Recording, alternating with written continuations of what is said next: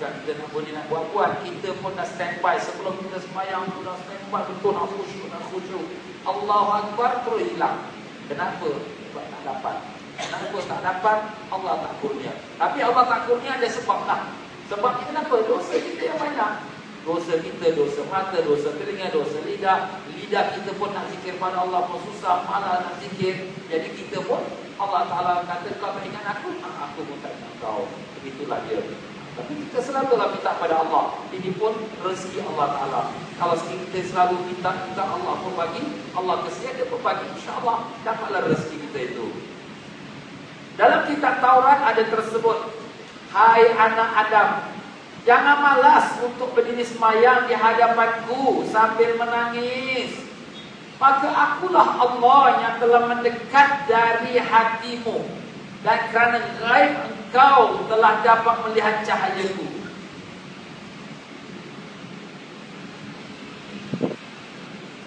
Dan kerana gaib engkau tidak dapat melihat cahayaku. Telah tu kita gantikan yang tidak dapat melihat cahayaku. Itu sebenarnya kadang-kadang dia punya cetakan tu ada tersilap. Jadi kita kena faham juga sebenarnya bahasanya. Kalau tidak kita pun pening. Apa pula macam tu? Jadi Allah Ta'ala berbicara kepada kita, jangan malas di sembahyang. Sebab bila kita di sembahyang, kita berhadapan Allah. Tapi diri sembahyang dengan penuh tangisan. Tangisan tu macam mana? Penuh sayu hati kita. Sayu macam mana? Kerana sedar dosa banyak malunya aku depan Allah. Ya Allah, Allahu Akbar. Angkat tangan dengan penuh rasa malu kita depan Allah. Seperti seorang yang kotor bajunya, ditarik bawa masuk ke dalam dewan raja yang dimana penuh dengan perhiasan, dengan wangi-wangian yang cantik-cantik, tapi kita dengan kotor yang busuk. Malu tak? Sudah tentu kita malu. Begitulah perasaan kita dah masuk dalam sembahyang ini. Penuh perasaan malu kita di hadapan Allah Ta'ala. Dan tetapi Allah kata Allah dekatnya di hati kita. Cuma kita yang tak nampak akan cahaya Allah. Kenapa? Kerana dosa kita. Itulah dia. Allah tu dekat. Nahnu aqrabu ilaihi min hablil warid. Kami Allah lebih dekat kepada seseorang manusia, lebih dekat daripada urat lehernya. Tetapi kenapa pula kita tak melihat Allah? Kerana hati dia sudah tertutup daripada kotoran dosa. Muhammad bin Ali At-Tirmizi rahimahullah ta'ala berkata, Allah Ta'ala telah memanggil orang-orang yang bertauhid supaya sembahyang 5 waktu kerana rahmat kasihan kepada mereka, dan menyediakan berbagai macam hidangan supaya seseorang hamba itu dapat merasakan pada tiap bacaan dan gerak itu kurnia pemberiannya. Maka gerak itu bagaikan makanan, sedang bacaan itu bagaikan minuman, dan hidangan itu disediakan oleh Allah tiap hari 5 waktu, supaya tidak ada lagi sisa kotoran atau debunya. Subhanallah. Di sini Muhammad bin Ali At-Tirmizi ini bukan maknanya seorang nabi atau kita sembarangan orang. Dia memang bukan nabi, tapi dia adalah seorang ulama, dan dia membuatkan satu gambaran kepada kita. Karena gambaran ini tuan-tuan dan puan, pertama kita kena faham, ini hadis ke apa ni? Ini bukan hadis. Tetapi daripada apa yang dia dapat rasakan. Sebab para ulama-ulama ini orang-orang yang sudah mendapat peringkat yang tinggi darjah marifatnya. Jadi dalam solat tu dia sudah dapat rasakan kemanisan dia, kelazatannya. Maka dia letakkan satu gambaran dalam solat. Bagaimana solat tu sebenarnya bukan satu bebanan.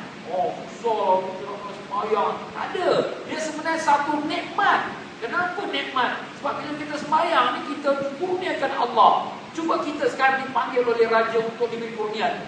Suka tak? Sudah tentu kita suka. Inilah dia dalam 5 waktu sembahyang ni. Allah nak kurniakan kita kenikmatannya, kelazatannya dan rahmatnya. Seperti digambarkan, gerak itu macam makanan, baca itu macam minuman. Seperti itulah kalau jasad kita perlu makanan dan minuman, begitulah rohani kita perlukan makanan dan minuman. Tapi dengan perbuatan kita dalam solat. Nak menunjukkan apa? Apabila rohani itu sehat, maka dia akan rasakan kenikmatannya. Macam orang kita sekarang, kita sehat. Makan apa pun sudah, makan ni sudah. Ini sudah. Cuba kalau sakit, makan ni tak sedap. Makan ni tak sedap, rasa sakit. Patutlah dia tak sedap. Begitulah dia. Apabila kita sembahyang, kita tak rasa sedap dalam sembahyang. Percayalah, yakinlah, rohani kita sedang sakit. Sebab itulah ulama-ulama maksud kita berzikir, baca istighfar. Kita zikirnya Alhamdulillah. Sebelum kita mula kelas, kita baca istighfar, kita baca la ilaha illallah. Ni zikir-zikir ni jangan hanya dalam kelas saja. Kita kat rumah pun kita buat. Kalau boleh pagi, petang, setiap hari kita buat. Jadi jadikan dia amalan. Sebab tu ulama-ulama ada baiat. Apa tu baiat? Mengambil ijazah. Mengambil ijazah tu bila? Apabila dia ambil ijazah tu, maka dia rasa macam committed. Aku pagi zikir aku belum buat. Buat. Malam ni aku zikir belum buat. Buat. Jadi dengan itu dia akan rajin melakukannya. Dan ini adalah obat untuk rohani kita. Pak, rohani sakit dia bukan makan ubat doktor, dia makan zikrullah. Likulli syai' saqalah wa saqalatul qalbi zikrullah. Bagi setiap sesuatu ada penyuci, dan penyuci hati itu adalah zikrullah. Itulah sebab kenapa ada baiat. Pak, bila kita tak ada baiat, tak ada ikatan. Tak ada ikatan seperti maaf kata lembu yang tak diikat. Lembu tak diikat, apa dia buat? Habis melilau semua tempat-tempat kebun orang semua dia makan. Habis rumput-rumput orang, jiran-jiran semua boleh pokok-pokok dia makan. Sebab dia liar, dia tak terjaga, cuma diikat. Dia hanya makan apa rumput yang diberi saja. Begitulah nafsu kita ni, kalau tak diikat dia, maka dia akan ikut suka hati. Sana nak buat ni, nak buat maksiat, nak zikir nanti ya. Sebab apa dia tak terikat. Tapi bila diikat, aku zikir belum buat lah. Astagfirullah, zikir pagi aku tak habis lagi ya. Baca Quran hari ni aku belum buat. Jadi dengan itulah dia jadikan istiqamah dia, kerajinan. Itulah sebab kenapa ada baiat dalam amalan-amalan tarekat, supaya kita konsisten, istiqamah atas amalan-amalan yang baik. Dalam hikmah yang 131 berkata Al-Imam Ibnu Athaillah rahimahullah taala, wa nafa'ana Allah bihi fid darani amin. Alima wujudan dha'fi minka faqallala a'dadaha wa alima ihtiyajaka ila fadli fakathara abdada. Artinya Allah Ta'ala mengetahui kelemahanmu, kelemahan kita sebagai manusia, tak mampu nak buat banyak-banyak, maka Allah menyederhanakan, menyedikitkan bilangannya. Jadi kalau sembahyang pun yang wajib hanya 5 waktu. Padahal kalau kita lihat daripada waktu Nabi kita sallallahu alaihi wasallam menerima sembahyang, perintah sembahyang dalam malam Isra Mi'raj berapa banyak tuan? 50 waktu sembahyang. 50. Sampai Nabi jumpa pada Nabi Musa alaihissalam, dan Nabi turun ke langit yang ke-6. Nabi Musa kata, ya Rasulullah, ya Muhammad, umat aku lagi pada besar-besar pun tak mampu nak buat yang umat kau kecil-kecil macam ini. Nak buat 50. Pergi minta pada Allah kurangkan. Dah kurang 5. Jadi 45. Nabi Musa suruh lagi minta kurang sampai tinggal 5. Akhir Nabi kata, aku malu nak minta pada Allah kurang lagi. Dan 5 pun sudahlah. Jadi begitulah dia tuan-tuan. 5 waktu sembahyang Allah mudahkan. Kenapa? Kerana Allah tahu kita pun lemah. Kalau 50 waktu lah, katakanlah wajib 50 waktu. Jangan kata 50 waktu, 1 waktu pun orang tak buat. Sudahlah Ustaz, tak boleh nak buat lah 50 waktu. Alang-alang tak buat 50 sudah, apa yang buat Ustaz? Nampak? Tapi Allah mudahkan. Lagi 5 waktu. 1 waktu sembahyang 5 minit saja paling banyak. Kita ada 24 jam. Tak sampai 1 jam. 25 minit saja kita sembahyang yang wajib. Tapi itu pun susah tak sembahyang. Gambarkan tuan-tuan. Macam mana? Allah Ta'ala zalim ke kita yang zalim? Dan macam tu Allah mudahkan. 24 jam, 23 jam kau buat apa kau nak buat. 1 jam pun tak sampai. Setengah jam saja pun tak sampai. Kau buatlah yang wajib 5 waktu ni. Susah juga, kelang kabut juga. Jadi kita lah yang zalim pada diri kita. Dan Allah mengetahui pula bahawa engkau sangat berhajat, maka ia memperbanyak pahalanya, melipat gandakan pahalanya. Subhanallah. Allah Ta'ala ni memang pemurah. Memang tak ada siapa lagi yang lebih pemurah daripada Allah. Arhamar Rahimin. Yang paling pemurah dari sekalian yang pemurah. Kita tanya mana-mana manusia yang baik hati, yang pemurah. Kalau sekiranya orang buat baik pada dia berapa banyak, dia boleh balas. Subhanallah, Allah Ta'ala balas bukan 1, bukan 2 kali ganda, bukan 10 kali ganda. Dalam hadis kursinya Allah Ta'ala berfirman, kalau hamba ku dapat melakukan 5 waktu sembahyang ini, aku akan tuliskan bagi dia 50 waktu sembahyang. Subhanallah, tuan-tuan. 5 sembahyang kita buat, kita dapat 50. Jadi 1 berikan 10, 5 dijadikan 50. Subhanallah. Kalau kita naik gaji pun mungkin tak sampai, bukan nak kata double, tuan, lebih berapa 10%, 5% naik gaji. Tapi ni Allah bagi 500% lagi. Masya Allah. Sehingga setiap hasanat kebaikan sekurang-kurangnya mendapat 10 kali lipat ganda. Subhanallah. Begitulah semua kebaikan kita. Man jaa bihasanatin falahu asyru amsalihha. Siapa yang datang di akhirat dengan satu kebaikan, diberikan 10 kali ganda. Kita sedekah $1, Allah gandakan $10. Kita membuat kebaikan kepada satu orang, 1 pahala, Allah gandakan 10 pahala. Begitulah wallahu yudha'ifu liman yasha. Allah menggandakan pahala bagi siapa yang dia kehendaki. Dan kalam hikmah yang 132, mata talabta iwadan ala amalin tulibta biwujudi sidqi fi wa yakfil murimu wa wujdan as-salamah. Apabila engkau menuntut upah, iaitu menuntut pahala untuk sesuatu amal perbuatan, pasti kau juga akan dituntut kesempurnaan dan keikhlasanmu dalam amal perbuatanmu. Dan bagi seorang yang merasa belum sempurna, harus merasa cukup puas jika dia telah selamat dari tuntutan. Ini sebenarnya kita ni bila payah, tak kira lah sembahyang ke, puasa ke, sedekah ke, apa-apa ibadat, apa yang kita nak daripada Allah. Oh, ya Allah, aku dah sembahyang ni, aku pahala dia.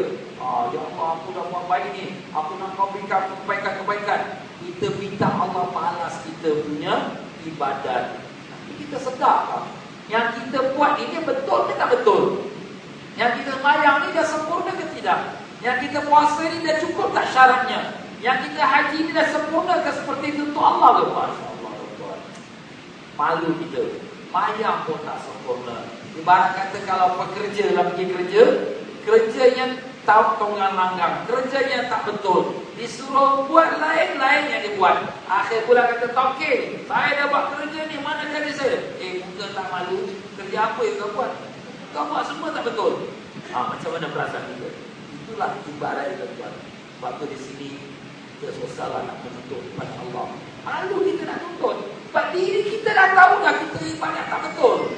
Jadi apa yang kita nak, Allah Ta'ala maafkan kita, terima pun cukuplah. Jangan kata nak minta pahala yang berganjaran. Nak terima ibadat kita pun dah cukup lah tu. Kerana kita tahu ibadat kita yang tak sempurna. Waktu setiap kali bila kita lepas sembahyang, kita mengadu, Ya Allah, Ya Allah, maafkanlah atas segala kesalahan dan kelemahan kami dalam ibadat kami padamu. Kami tahu ibadat kami tak ada apa pun kosong, Ya Allah. Kami tahu ibadat kami tak ada nilai, Ya Allah. Kami tahu ibadat kami tidak ada harga di sisimu, Ya Allah. Maafkanlah atas segala kelemahan dan kebodohan kami dalam mengerjakan perintah-perintahmu, Ya Allah. Berikanlah kami kekuatan untuk dapat menyempurnakan ketaatan padamu seperti mana yang kau tuntut atas kami, Ya Allah. Maafkanlah atas segala kelemahan kami dan kekurangan kami yang kami tahu, yang kami tidak tahu, Ya Allah. Yang kami lakukan dengan sengaja atau tak sengaja, Ya Allah. Ya Allah, kalau Tuhan yang Maha Pemaaf, maafkanlah kami, Ya Rabbal Alamin. Itulah kita minta kepada Allah, Tuhan. Malu kita dengan Allah Ta'ala. Jadi tak perlulah, aku dapat pahala ni, aku dapat pahala ni. Allah terima pun dah cukup lah. Ya, itulah sebenarnya hakikatnya. Khair an-Nassaj berkata, timbangan amalanmu itu sesuai dengan perbuatanmu. Karena itu mintalah kemurahan kurniaan Allah. Dan itulah yang baik bagimu. Jadi kita nak minta apa? Minta kemurahan Allah, kemaafan Allah, keridhaan Allah. Itu yang paling baik. Daripada kita nak minta, Ya Allah, aku dah banyak buat ini, kau majukan aku bisnes ni, aku dah banyak bersedekah ni, kau berikan keuntungannya lebih. Kau ni siapa nak minta pada Allah? Mayang pun tak betul, nak minta pula. Maaf tuan. Itulah hakikat sebenarnya. Jadi kita minta Allah keridhaan, rahmat, belas kasihan dan mencukupilah. Dan berkata Al-Wasiti, Ibadat-ibadat itu lebih dekat kepada mengharap maaf dan ampun daripada mengharap pahala dan upah. Itulah ibadahnya sebenarnya, membawa kita pengharapan kemaafan Allah, keampunan Allah, bukan nak minta pahala dan ganjaran tidak. Itu sebenarnya, itulah hakikat sebenarnya ibadah seorang hamba kepada Allah. An-Nasr Rabazi berkata, ibadat-ibadat itu bila diperhatikan kekurangan-kekurangannya, lebih dekat kepada mengharap maaf daripada mengharap pahala dan upah. Itulah yang kita sebutkan, ya. Dan lagi firman Allah Ta'ala, a'udzubillahi minasyaitonir rajim, qul bi fadlillahi wa bi rahmatihi fabidzalika falyafrahu wa khairum mimma yajma'un. Katakanlah, hanya kerana kurnia dan rahmat Allah mereka boleh bergembira. Sebab itu lebih baik bagi mereka dari segala apa yang dapat mereka kumpulkan sendiri. Jadi di sini Allah Ta'ala sebutkan, qul bi fadlillah, katakan dengan kurnian Allah, wa bi rahmati, dan rahmat Allah, hendaklah orang-orang beriman itu bergembira. Maknanya di sini, apa pun Allah Ta'ala kurnia pada kita, rahmat Allah pada kita, itulah yang kita gembira. Bukan kita nak tuntut atas Allah dengan amal-amal kita, tidak. Ya Allah, aku hanya mohon rahmat-Mu, Ya Allah. Aku hanya mohon kurnian-Mu, Ya Allah. Aku hanya mohonkan keampunan-Mu, Ya Rahman. Itu sudah mencukupi. Sebab itu apabila Siti Aisyah radhiyallahu anha bertanya kepada Nabi sallallahu alaihi wasallam, ya Rasulullah, kalau aku bertemu malam Lailatul Qadar, apakah nak aku doa? Doa malam Lailatul Qadar mustajab ni. Jadi sudah itulah mesti something very special yang kita nak minta pada Allah. Apa Nabi jawab? Bacalah, Allahumma innaka afuwun tuhibbul afwa fa'fu anna. Ya Allah, Engkau adalah Tuhan yang Maha Pengampun dan Kau suka mengampunkan, ampunkanlah kami. Nampak? Nabi mengajar minta ampun. Karena itulah kurnia yang paling besar sekali. Kita nak minta apa? Nak minta harta, nak minta makan, nak minta pakan, orang kafir pun dapat. Tetapi keampunan ini adalah kurnia Allah khusus kepada orang beriman. Sebab itu kita lihat kepada pengampunan Allah dalam amal dan taat kita. Dan berkata Al-Imam Ibnu Athaillah rahimahullah ta'ala pada kalam hikmah 133, la tatlub iwadan ala amalin lasta lahu fa'ilan yakfi minal jazai laka ala al-amal anna kana lahu qabila. Jangan menuntut upah ganti terhadap amal perbuatan yang kau sendiri tidak ikut berbuat. Cukup besar upah balasan Allah bagimu jika Allah menerima amal itu. Ya, apa dia kata tadi? Jangan menuntut upah terhadap amal perbuatan yang kau sendiri tidak ikut berbuat. Jadi kita ni sebenarnya bukan kita yang buat amal. Tu ustaz saya dah sembahyang. Engkau punya sembahyang tu Allah yang gerakkan. Allah tak, kalau Ta'ala tak beri hidayah pada kau pun tak sembahyang. Kalau kau tak digerakkan tubuh badan kau pun tak boleh sembahyang. Kalau kau tak digerakkan kaki melangkah masuk masjid, kau pun tak akan dapat masuk masjid. Semuanya adalah gerakan daripada Allah. Kalau semua datang daripada Allah, jadi Allah yang punya. Jadi kita nak minta Allah pula ganti atau pahala atau ganjaran atas perbuatan Allah. Tak malu kau. Orang lain yang buat penat lelah, kau pula nak minta pula gajinya. Ibaratnya kawan kita yang kerja, dia yang kerja, dia yang penat, dia buat semua urusan. Kemudian kita kata, bos, bagi saya gaji. Muka tak malu. Bukan kau yang buat, awak lain yang buat. Ibaratnya begitulah dia tuan-tuan. Kita sembahyang. Siapa yang beri kita hidayah? Allah. Siapa yang gerakkan kita? Allah. Siapakah yang membolehkan kita membaca? Allah. Siapakah yang membolehkan kaki kita melangkah masuk masjid? Allah. Jadi kalau segala-galanya datang dari Allah, kenapa tak kita Allah? Kita tak malu ke kau? Kalau Allah tak bagi hidayah, kau pun tak masuk masjid, tak sembahyang. Ibaratnya begitulah dia tuan-tuan. Sebab itulah di sini kata Al-Imam Muhammad, jangan kamu nak menuntut akan ganjaran yang kamu sendiri tak melakukan. Ini berdasarkan pada firman Allah Ta'ala, a'udzubillahi minasyaitonir rajim, wallahu khalaqakum wa ma ta'malun Dan Allah yang menjadikan kau dan apa yang kau perbuat, yang kau kerjakan. Jadi begitulah dia. Allah yang jadikan segala apa yang kita lakukan. Walaupun pada zahir kita yang buat, kita yang sedekah, kita pergi haji, kita berbantu orang, kita sembahyang, kita berzikir, itu pada zahir. Hakikatnya yang menggerakkan kita ialah Allah SWT. Jadi malu kita nak mintakan kepada Allah, padahal kita sendiri Allah yang gerakkan. Itu hakikat. Jadi dengan sebab itulah di sini, apabila kita beramal ni, jangan kita lihat, aku dah sembahyang, aku dah dapat tahajud, aku dah baca Quran khatam satu hari satu juz, aku dah buat sedekah. Nanti dulu. Engkau nampak diri kau buat, ini sudah nampak aku. Siapa punya sifat tu? Sifat iblis. Ana khairum minhu, aku lebih baik pada Adam. Nampak? Kenapa? Adam tak pernah sujud pun pada Allah. Aku dah sujud 70,000 tahun dah. Bahkan setengah dia kata lebih pada 70,000 tahun. Ini pula aku pula nak sujud pada Adam. Tak mau. Ana khairum, aku dia nampak aku. Itu tuan. Sebab tu kita hilangkan nampak diri kita. Kita kata syukur padamu ya Allah. Kau telah beri nikmat kami dapat ibadah padamu ya Allah. Syukur padamu ya Allah. Kau telah beri kami kesempatan dapat membuat taat padamu ya Allah. Syukur padamu ya Allah. Kami tak ada daya nak upaya untuk mengerjakan taat, dan tak ada daya nak upaya untuk meninggalkan dosa dan maksiat. Segala-galanya semua datang daripadamu ya Rahman. Jadi kalau kami hamba yang bersyukur padamu ya Rahim. Jadi kalau hati kami sentiasa melihat kepadamu ya Rahman. Engkaulah Tuhan kami, dan jadi Tuhan mereka Engkau dengan pertolonganmu, dan maka dengan itulah kami harapkan ya Arhamar Rahimin. Amin ya Rabbal Alamin. Itulah semua dia. Tak ada daya melainkan hanya kita bersyukur pada Allah. Pas sembahyang syukur pada Allah, pas puasa buka puasa syukur pada Allah, bila kita dapat bersedekah syukur pada Allah. Begitulah sepatutnya sifat kita. Ibrahim Al-Laqani berkata, dan Allah yang menjadikan hamba dan segala perbuatannya, Dia pula yang memberikan taufik untuk siapa yang akan sampai mendekat kepadanya. Itulah khulasan kesimpulannya. Allah yang beri hidayah, Dia yang menggerakkan, Dia yang melakukan segala-galanya pada seorang hamba yang Dia pilih untuk menjadi kekasihnya.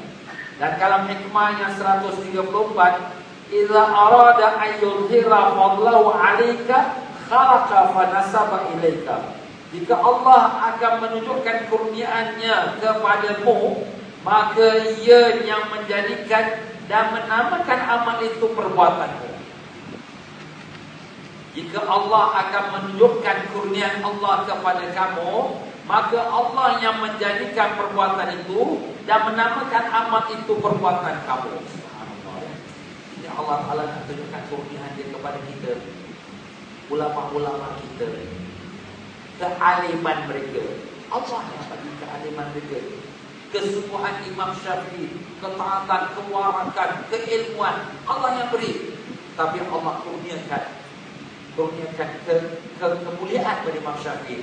Hari ini orang kata Imam Syafi'i, mazhab Syafi'i, ulama-ulama mazhab Syafi'i, Masya Allah, namanya harum dah. Padahal semua itu adalah daripada Allah. Tapi itulah kurniaan Allah. Walaupun itu datang dari Allah, tapi Allah sandarkan kepada makhluknya. Al-Imam Ghazali, hebatnya Imam Ghazali, kitab Ihya Ulumuddin Imam Ghazali, Masya Allah, Imam Ghazali luar biasa orangnya. Tapi siapa yang memberikan dia?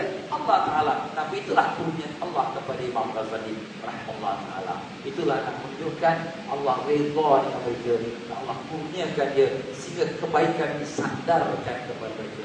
Itu kurniaan Allah. Bukan kita minta, imam-imam itu pun tidak minta, tapi itulah Allah yang kurniakan. Sebagaimana firman Allah Ta'ala yang bermaksud, hai hamba-Ku yang beriman, hai orang-orang yang beriman. Padahal Allah yang memberikan iman itu. Karena itu jawaban hamba, Engkau yang memberikan kurnia kepadaku sehingga aku berbuat taat. Padahal aku sendiri tiada berdaya dan tidak berkuat kekuatan kecuali semata-mata dengan pertolonganmu. Subhanallah tuan-tuan ya. Kalau kita lihat dalam ayat-ayat Quran, Ya ayyuhalladzina amanu, wahai orang-orang yang beriman.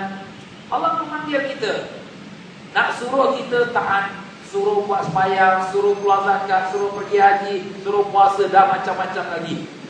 Tetapi soalannya, mampu tak kita buat? Kita pun tak mampu. Melainkan apa yang Allah beri kepada kita kekuatan. Itulah hakikatnya. Hakikatnya seseorang yang beriman, apabila dia diseru oleh Allah, perintah-perintah Allah, maka dia mohon bantuan dari Allah. Ya Allah, tak mampu kami melakukannya, melainkan dengan pertolongan-Mu, Ya Allah. Sebab itulah kita minta pertolongan Allah.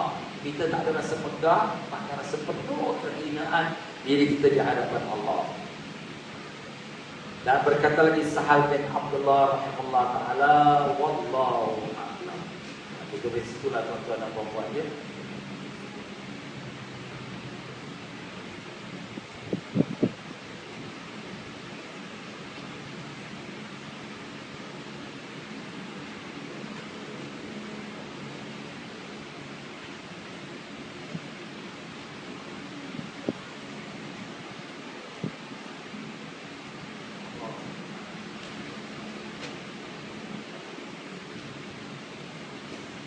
Ya tuan-tuan dan puan-puan rahimakumullah, seperti mana biasa pada setiap Jumaat yang terakhir, insya-Allah kami akan adakan majlis Rasulullah sallallahu alaihi wasallam. Jadi insya-Allah pada hari Jumaat yang terakhir bulan ini, 26 hari bulan April, insya-Allah kami akan mengadakan majlis Rasulullah sallallahu alaihi wasallam di Masjid An-Nahdah di Syad, ya. Jadi insya-Allah bersama-sama dalam majlis kami Syekh Maulana Afifuddin akan hadir sama, insya-Allah. Jadi silakanlah tuan-tuan pada hari Jumaat 26 hari bulan April ini, hari Jumaat. 6 petang kita dah mulakan siap, kita katakan jamuan, makan, dan insya-Allah 6.30 kita mulakan dengan zikir, munajat, dan lepas maghrib ada syara'an, dan lepas isya maulid dan qasidah. Soalan, adakah seorang suami yang tidak dapat memberi nafkah kepada isterinya beberapa tahun, apakah hukumnya? Jadi hukumnya suami itu berdosa kerana mengabaikan kewajipan memberi nafkah. Tapi kalau suami itu taklah disengajakan kerana dia sakit atau dia tak ada kelulusan yang membolehkan dapat kerja, jadi dia tak berdaya untuk dapat kerja, jadi di situ tidaklah berdosa, cuma dia tak menunaikan kewajipan. Jadi itulah hukumnya. Kalau dia ada rezeki, dia bekerja, tapi dia tak beri nafkah, berdosa lah hukumnya. Apa hukum seorang isteri ditinggalkan suami dalam peperangan atau sebagainya hingga tiada berita sama ada suami beliau masih hidup atau mati? Jadi kalau sekiranya suami dia pergi perang dan dia pun tak reda dengan tubuh lama menderita, dia boleh mengadu pada pihak mahkamah. Jadi mahkamah ni dia akan buat keputusan kerana sudah ada lafaz tahlik. Kalau suami meninggalkan isteri itu lebih pada 4 bulan, tak beri nafkah dan tidak ada wakil yang memberi nafkah bagi pihak suami, maka kalau isteri itu mengadu yang didapati pengaduannya benar, maka jatuh talak 1. Jadi dia mengadulah kepada mahkamah. Kalau dia reda, apalah, aku sabarlah, aku tunggulah, mudah-mudahan dia hidup.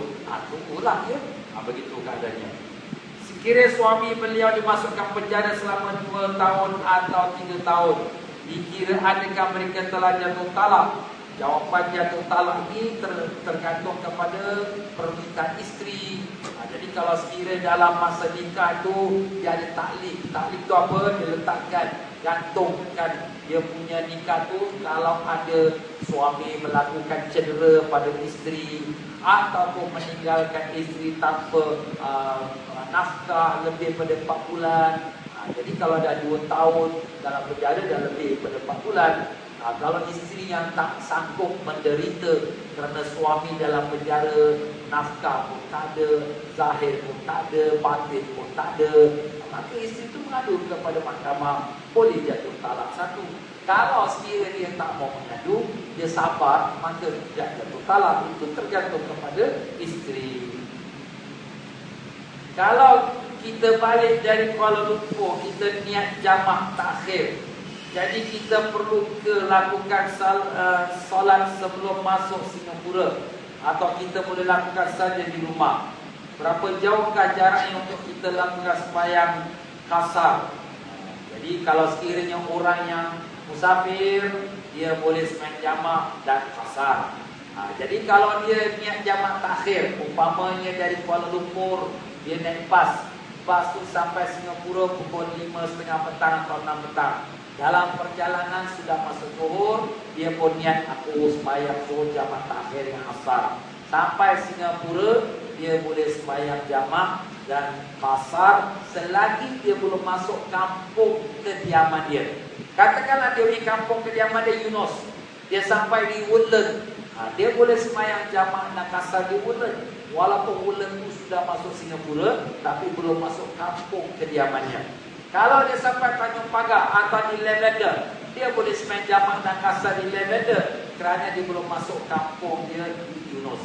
Tapi untuk semasa dia dalam perjalanan baru sampailah, ini dia belum sampai kampung. Tapi kalau besok pula dia pergi Woodland, dia nak sembahyang jamak kasar, tak boleh. Bukannya musafir, tapi semalam boleh. Malam kau baru balik belayar. Jadi kau punya perjalanan tu belum sampai ke hujungnya, tapi ini kau dah sampai rumah. Kemudian kau besok pergi Woodland, pergi rumah makcik kau pula. Jadi dah tak boleh lah dia nak sembahyang jamak kasar. Sekarang dia nak sembahyang jamak, tetapi kebetulan pula pakaian dia dah kotor dan najis.